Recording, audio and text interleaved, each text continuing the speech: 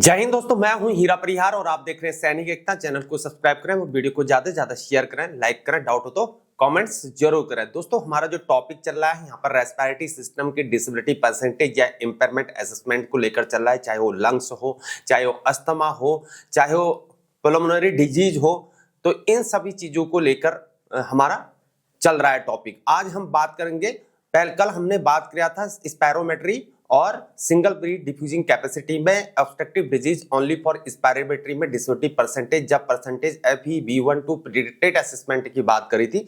आज हम बात करेंगे रेस्ट्रिक्टिव डिजीज स्पायरोमेट्री DLCO और ऑक्सीजन विच इज लो, जब ऑक्सीजन जो है बहुत ज्यादा कम हो तो उसकी बात करेंगे। पहले ये समझ लेते हैं इसके कॉन्टेक्स्ट क्या है जो ये कहना चाह रहा है।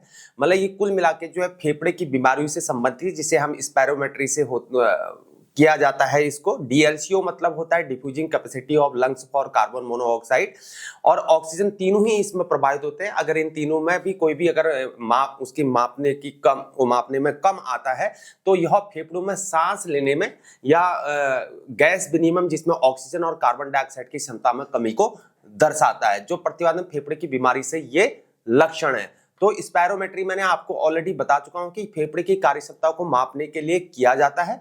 इसमें फेफड़ों की क्षमता, जैसे कि कुल फेफड़ों की क्षमता क्या हो सकती है, सांस लेने की क्या क्षमता हो सकती है, सांस लेने की गति क्या हो सकती है और फेफड़ों से हवा को बाहर निकालने की क्या गति होती है, उसको मापा जाता है। उसी के आधार पर डिसेबिलिटी आपकी निर्धारित होती है, इंपेयरमेंट असेसमेंट जिसे हम लोग बोलते हैं। बात करते हैं DLCO की, तो diffusing capacity of lungs for carbon monoxide इसको बोला जाता है। ये भी एक मापने की प्रक्रिया है जिसमें फेफड़ों से कार्बन मोनोऑक्साइड जिसे एक जहरीली गैस कितनी जल्दी और प्रभावी ढंग से यहाँ पर रक्त में उसको प्रवेश हो सकता है। इसका मतलब है कि DLCO में कमी का मतलब होता है कि फेफड़े ऑक्सीजन में रक्त को ठीक तरीके से नहीं ले पा रहे हैं।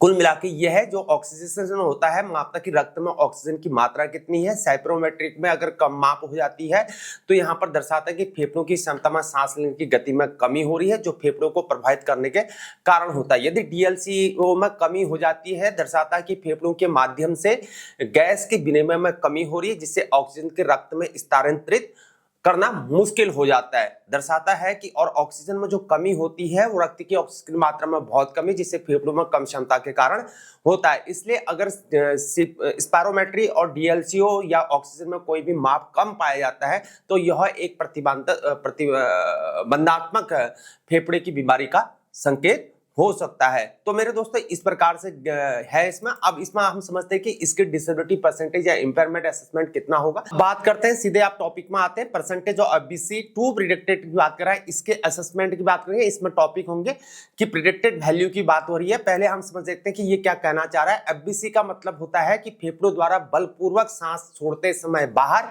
निकली हवा की मात्रा आपके अनुमानित फेफड़ों की क्षमता में कितना ज्यादा प्रतिशत है, और इससे स्पायरोमेट्री परीक्षण में इसको मापा जाता है। कुल मिला के FBC जो बोलते हैं, इसका फुल फॉर्म होता है फोर्स्ड वाइटल कैपेसिटी, मतलब फेफड़ों से बलपूर्वक सांस छोड़ने के दौरान या बाहर निकलने की हवा की कुल मात्रा में। अनुमानित की बात करें, ये हमारे आयु, लिंग, ऊंचाई, अन्य कारकों के आधार पर फेफड़ों को अपेक्षित ये एक क्षमता है। तो FBC का प्रतिशत भी नापा जाता है इस प्रकार से। इसी में डिसेबिलिटी परसेंटेज या इंपेयरमेंट असेसमेंट इससे निर्धारित होती है।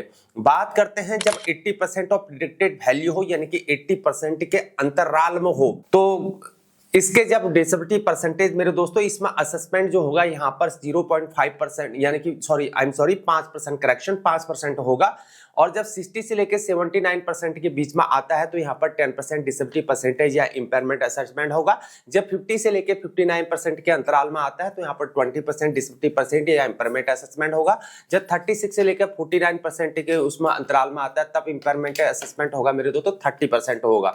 जब 35% के अंतराल में आता है तब यहाँ पर 50% जो है डिसेबिलिटी परसेंटेज या इंपेयरमेंट असेसमेंट होगा। मेरे दोस्तों, बात करते हैं सप्लीमेंटल डोमिसिलरी ऑक्सीजन पल्मोनरी बोल रखा है, तो इसका मतलब है कि बहुत ज्यादा समस्या है, जिसमें जो है ये कहना चाह रहा है कि अतिरिक्त ऑक्सीजन की जहां पर बात हो रही है, यानी कि कोर पल्मोनेटेड की बात हो रही कि दोनों फेफड़े जो है यहाँ पर हृदय से जुड़ी जो स्थितियां है वो सप्लीमेंटल या डोमिसेलरी ऑक्सीजन का मतलब ये है कि फेफड़ों की किसी की बीमारी के कारण सांस लेने में परेशानी होने पर यहाँ पर ऑक्सीजन उसको दिया जाता है। और एक ऐसी स्थिति है जिसमें फेफड़ों में उच्च रक्तचाप के कारण जो हमारा जो है जो राइट हार्ट है वहां पर जो है वो बढ़ा हुआ कार्य यहाँ पर होता है, जिससे मतलब उसमें उसको घातक प्रॉब्लम हो सकती है, मतलब उसकी हालत जरा कंडीशन बहुत ज्यादा खराब हो रखी है, यानी कि सांस लेने में उसको अतिरिक्त यहाँ पर ऑक्सीजन देना पड़ा है जिसे हम डोमिसिलरी कहते हैं।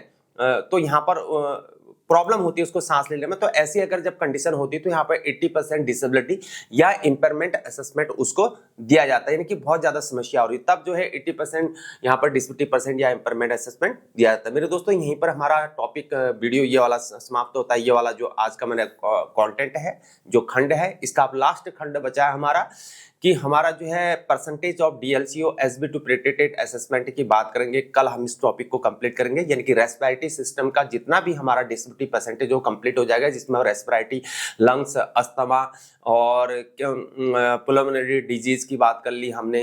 तो ये सारी चीजें जो है हमारी सांस से संबंधित जितने भी हैं, श्वास से हृदय से संबंधित जितने भी है उन सबको हम एक्सप्लेन कर दिए, कितनी परसेंट डिसेबिलिटी मिलेगी या इंपेयरमेंट असेसमेंट मिलेगा। लास्ट कल हमारा बचा है ये खंड ऐसे खत्म हो जाएगा ये वाला टॉपिक, फिर हम दूसरा और आगे बढ़ेंगे। तो दोस्तों ये थी अभी तक की जानकारी। अगर आपको हमारी जानकारी पसंद आती है तो वीडियो को आपने शेयर करना है, चैनल को सब्सक्राइब और शेयर करना है।